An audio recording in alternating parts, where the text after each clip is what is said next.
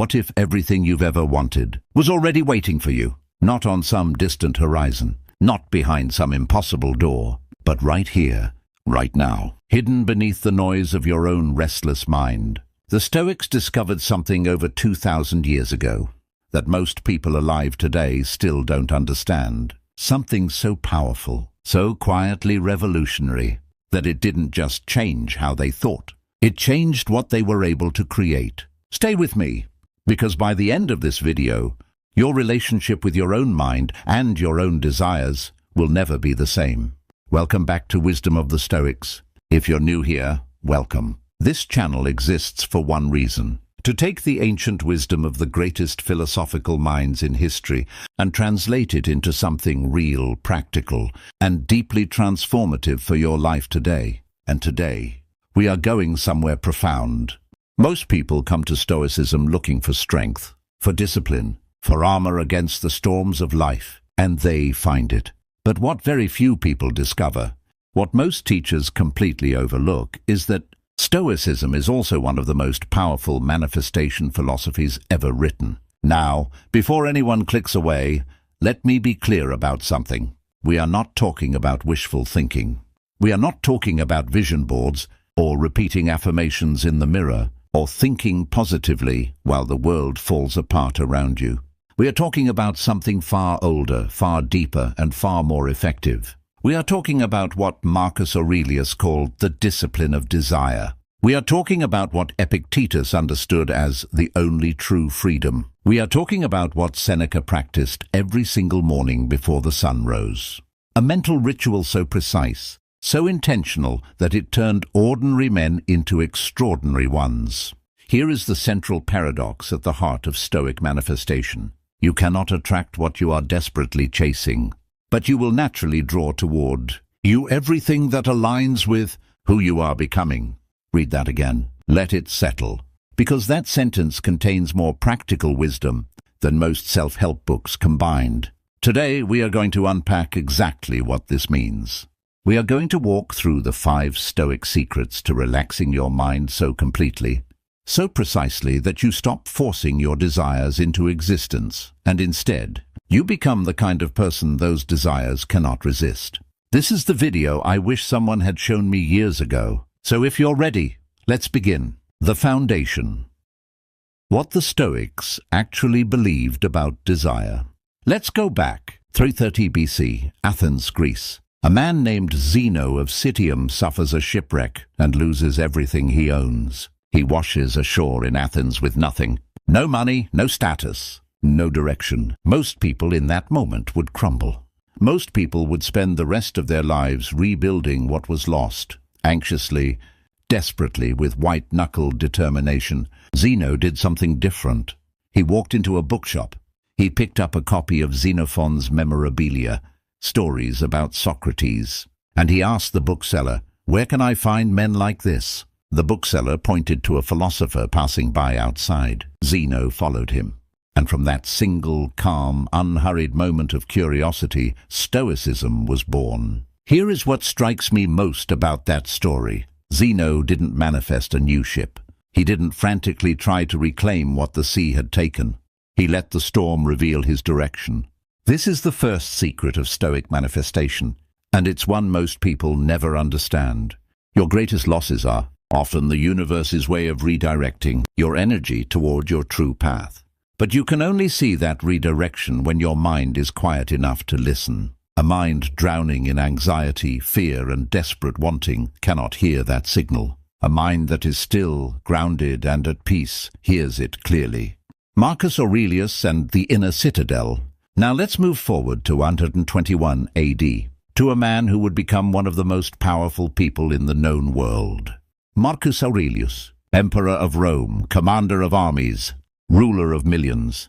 And yet, if you read his private journal, his meditations, which was never meant to be published, you will find not a man drunk on power. You will find a man in constant, humble conversation with himself.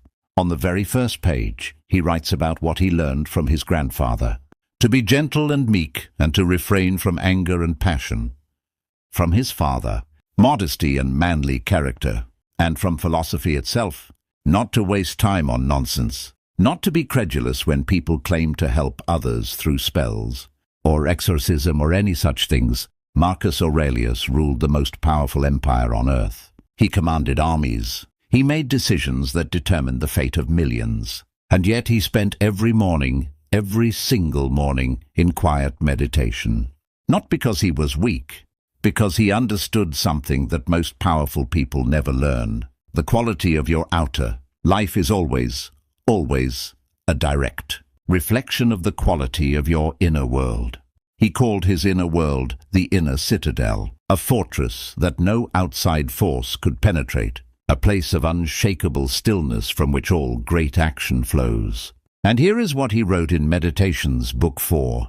You have power over your mind, not outside events. Realize this and you will find strength. Power over your mind, not power over the economy, not power over other people, not power over circumstances, power over your mind. And from that one power, everything else becomes possible. Epictetus, the slave who was freer than his master. Now here is where this gets extraordinary. Epictetus was a slave, born in chains, physically disabled. Some accounts say his leg was deliberately broken by his master, living in conditions that most of us cannot even imagine. And yet, Epictetus became one of the most influential philosophers in all of history. How? He discovered one truth that his chains could not touch. He wrote, "Men are disturbed not by the things which happen, but by the opinions about the things." Read that slowly. Men are disturbed not by things which happen, but by opinions about those things. In other words, your suffering is not caused by your circumstances. Your suffering is caused by what you believe about your circumstances. And if your beliefs are creating your suffering, they can also, when properly directed, create your freedom. This is the second secret. You are not manifesting from the outside in. You are manifesting from the inside out. Always, without exception. What you believe, what you repeatedly think, what you rehearse in the theater of your mind, every morning and every night, that is the blueprint the universe builds from. Not your wishes, not your wants, your state of being. Before we go further, if this is resonating with you, do me a favor and drop a comment below.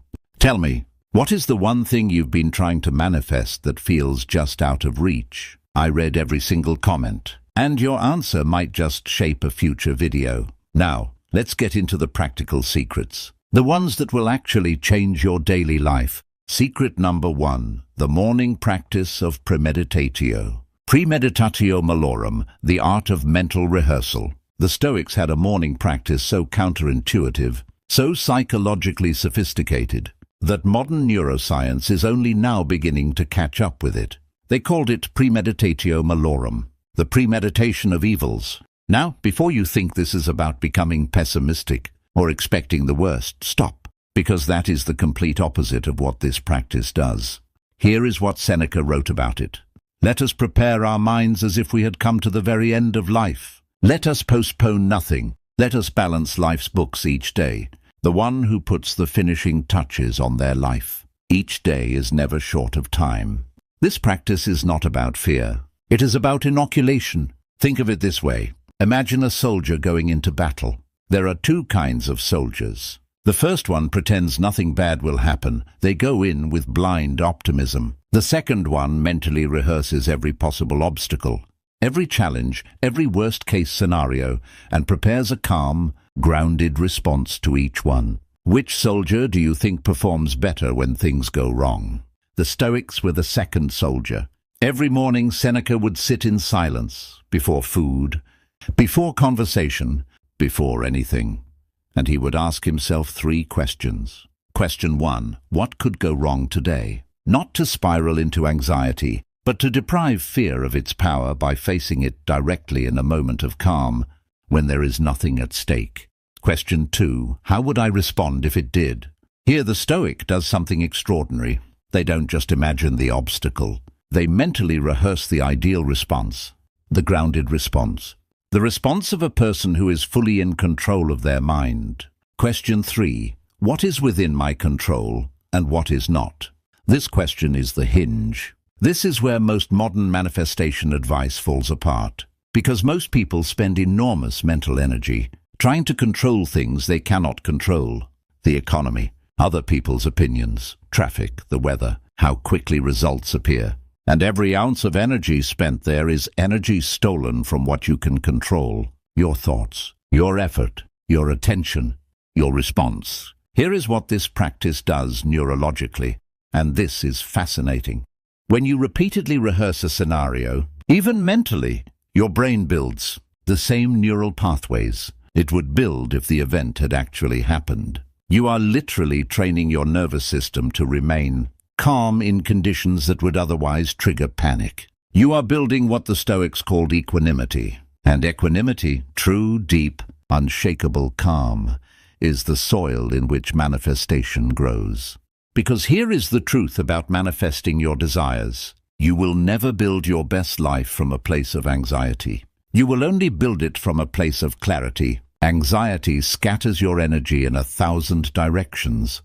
Clarity concentrates it like a laser. The Stoic morning practice is a daily act of cultivating that clarity. The Stoic morning protocol, what it actually looks like. Here is what I want you to do tomorrow morning, not someday, tomorrow. Before you check your phone, before you speak to anyone, before you eat or drink anything but water, find 5 minutes of silence. Sit upright, close your eyes, take 3 slow, deep breaths. Then open your journal or simply hold the questions in your mind and work through these 3 reflections. 1. What is the most important thing I want to create or become today? 2. What obstacles might stand between me and that, internally or externally? 3. How would my best, most grounded self respond to each of those obstacles? Then close the journal and begin. That is the practice. 5 minutes, 3 questions, done with genuine honesty and genuine care. Seneca did a version of this every single day. Marcus Aurelius did too. And the meditations we still read today, those were his morning pages. 2,000 years later, we're still reading them. That is the power of a mind that starts its day with intention rather than reaction. Secret number 2, the discipline of desire, Epictetus's greatest teaching. Now we reach what I consider the most misunderstood and most powerful concept in all of Stoic philosophy. Epictetus called it orexis, the discipline of desire, and his teaching goes like this. Seek not that the things which happen should happen as you wish, but wish the things which happen to be as they are, and you will have a tranquil flow of life. Now, at first glance, that sounds like giving up. It sounds like passive acceptance, like telling yourself that nothing matters, and you should just be happy with whatever you get. But that is not what Epictetus meant, not even close. Epictetus was not telling you to stop wanting things. He was telling you to change the relationship between yourself and your wanting. There is a profound difference between, I need this to happen or I will not be okay, and I deeply want this to happen. I will do everything in my power to make it so, and I will remain at peace regardless of the outcome.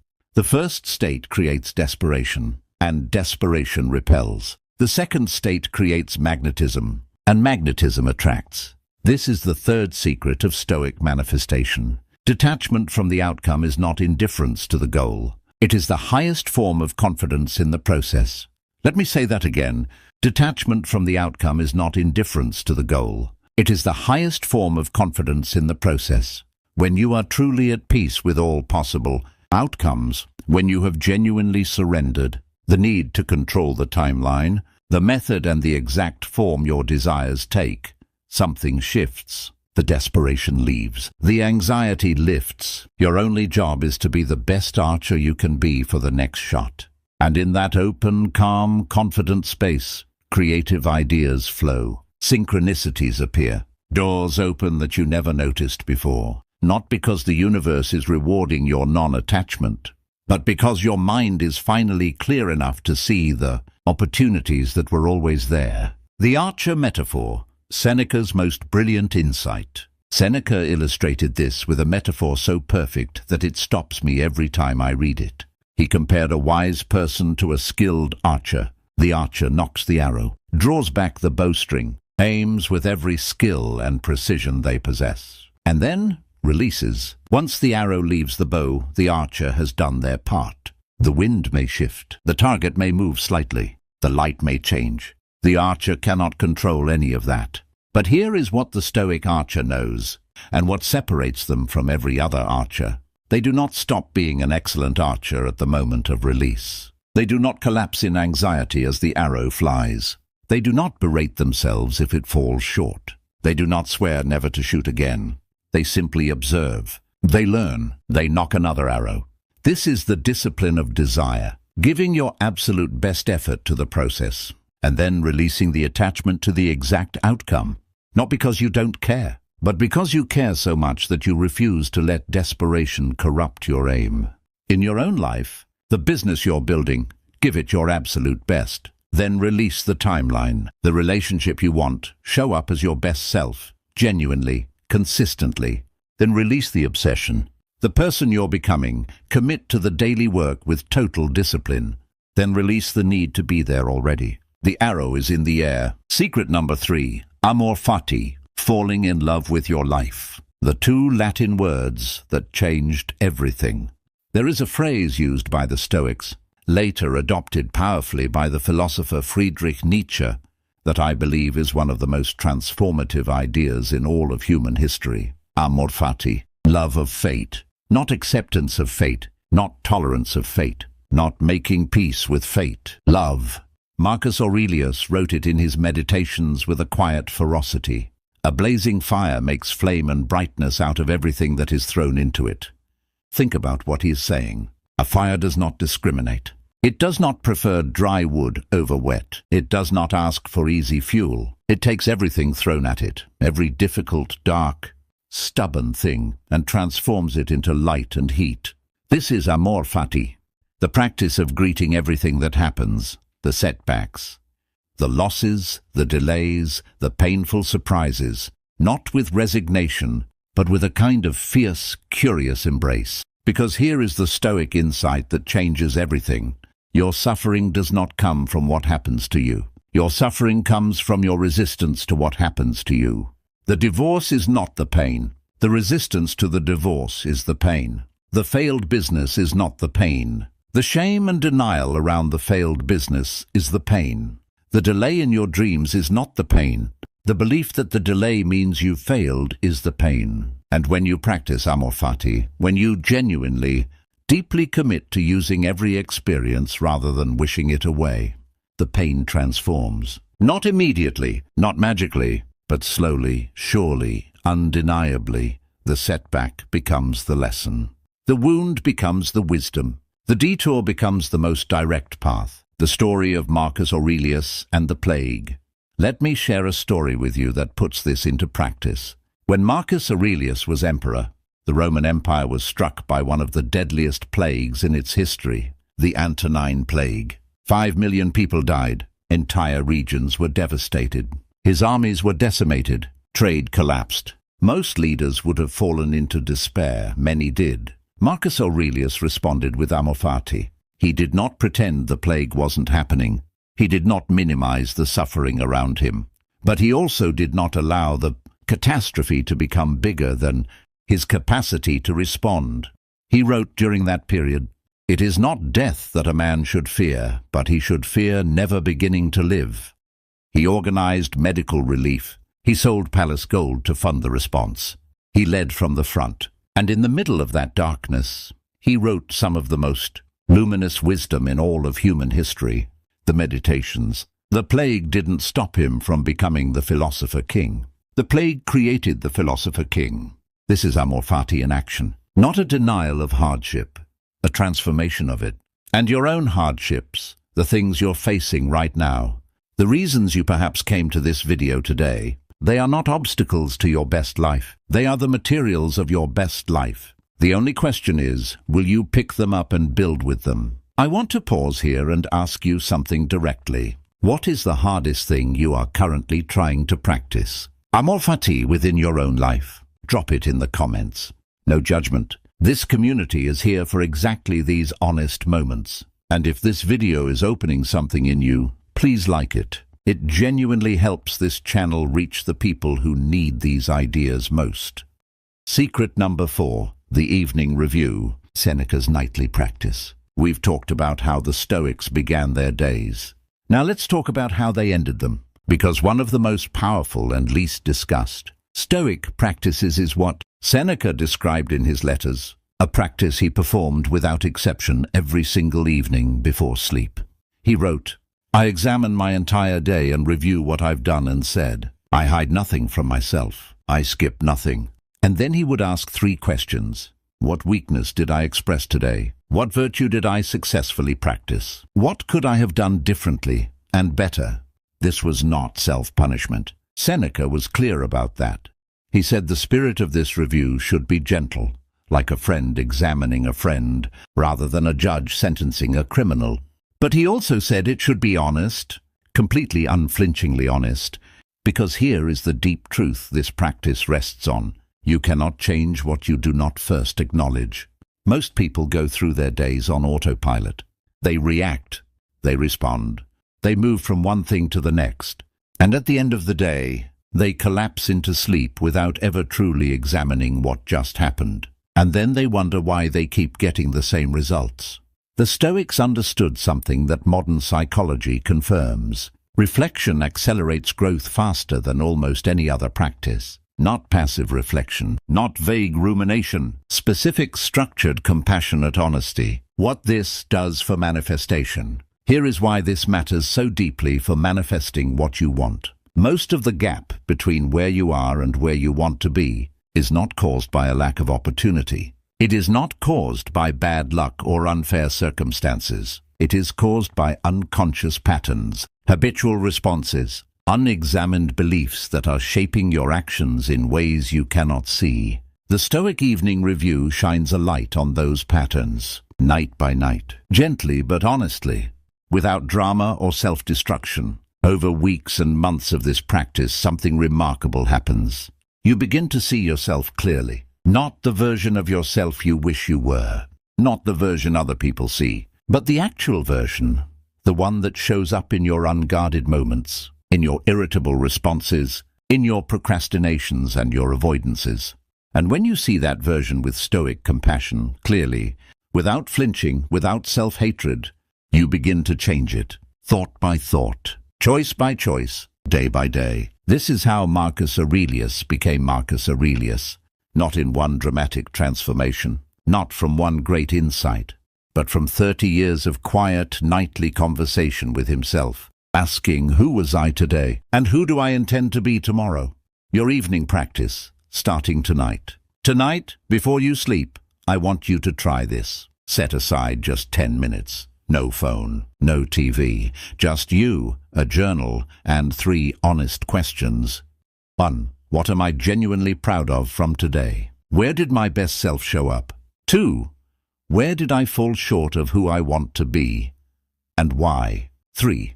What is the one thing I want to do differently tomorrow? Not 5 things, not a list. One thing, write it down. Then close the journal, breathe, let it go. You are not carrying that weight into sleep.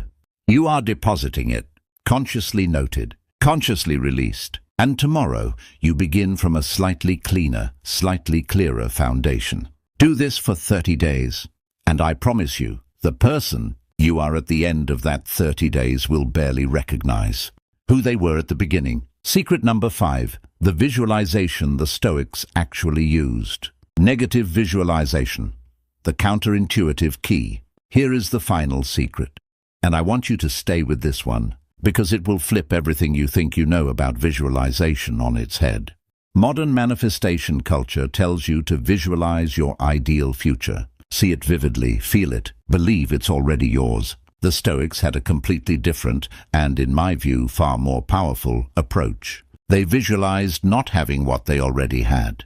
This practice is called negative visualization, and it is one of the most psychologically profound tools ever discovered. Seneca described it this way: rehearse mentally the loss of what you love. Then you will love it more completely while you have it. Here is how it works. Imagine, truly imagine, that you did not have your eyesight. Picture waking up tomorrow and the world is dark. Now open your eyes. What do you see? What suddenly matters more than it did 10 minutes ago? Imagine you did not have your health. Imagine you did not have the people you love. Imagine you did not have the mind you use to think these very thoughts. Now bring them back. Do you feel it? That quiet, almost overwhelming rush of gratitude. That is negative visualization working. And here is why this is the most powerful manifestation practice in the Stoic toolkit. Why this creates manifestation. Gratitude is not just a pleasant feeling. Gratitude is a frequency. And I don't mean that in a vague, mystical sense. I mean it in a precise neurological sense. When your nervous system is running on lack, on the feeling of not having enough, not being enough, not being there yet, it is in a state of contraction. Contraction limits perception. It narrows your focus to the problem. It makes opportunities invisible. But when your nervous system is saturated with genuine gratitude, when you have just been viscerally reminded of how extraordinary the ordinary actually is, your perception expands. You see more. You feel more. You connect the dots more readily. You take bolder, more inspired action. This is why the Stoics were such prolific creators. Not despite their philosophy of enough, but because of it. Marcus Aurelius governed an empire and wrote immortal wisdom. Seneca advised the most powerful men in Rome and wrote over 100 letters and essays. Epictetus, owning nothing, created a philosophical school that influenced centuries. They were not limited by contentment. They were empowered by it, bringing it all together. Let me give you the full Stoic manifestation practice as a single, coherent daily rhythm. Morning, 5 minutes, Premeditatio Malorum. 3 questions. Set your intention. Identify your obstacles. Plan your ideal response. Throughout the day, discipline of desire. Give your best to the process. Release your grip on the outcome. Act from strength, not from fear. Midday, 3 minutes. Amor fati check-in. Whatever is happening, ask yourself, how can I use this? What is this moment asking me to become? Evening, 10 minutes, the Seneca review. 3 honest questions. 1 intention for tomorrow, then release it. Rest. Before sleep, 2 minutes, negative visualization. Think of 3 things you would be devastated to lose. Feel the gratitude of still having them. Sleep in that gratitude. That is the full practice. 20 minutes a day, 2,000 years of tested wisdom, available to you, starting today. I want to close with something personal. Most of us came to philosophy, or to videos like this one, because something in our lives was not working, because we were chasing something we could not catch, because we were exhausted, because the gap between where we were and where we wanted to be felt like it was growing wider, not narrower. And we thought, maybe if I try harder, maybe if I wanted more, maybe if I visualize better, work longer, push further. But the Stoics whisper something different. They say, stop, be still, look inward first. Because the life you want is not built by force. It is built by becoming. By becoming the person who thinks clearly, who acts with purpose, who faces difficulty without breaking, who desires fully but clings to nothing, who looks at their own life, even on its hardest days, and finds within it the raw materials for something magnificent. Zeno didn't rebuild his old ship. He built something that outlasted every empire, including the one that ruled the world. Marcus Aurelius didn't just survive his plague. He wrote the book that would comfort and guide human beings for 2,000 years after his death. Epictetus didn't escape his chains. He transcended them so completely that the word freedom means something entirely different when he uses it. This is what Stoicism offers you. Not a shortcut, not a guarantee, but something far more valuable. A way of being so grounded, so clear, so fully inhabiting your own life that everything you are meant to create begins to flow naturally from who you are.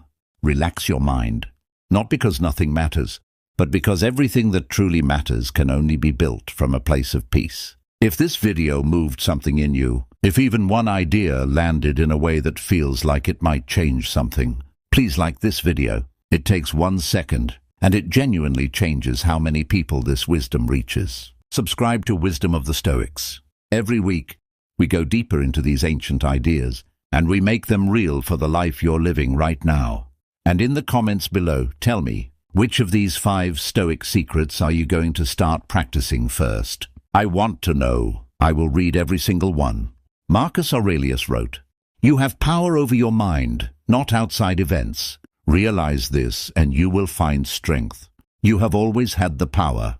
The Stoics just remembered to use it. Until next time, this is Wisdom of the Stoics. Be still, be grounded, and keep going."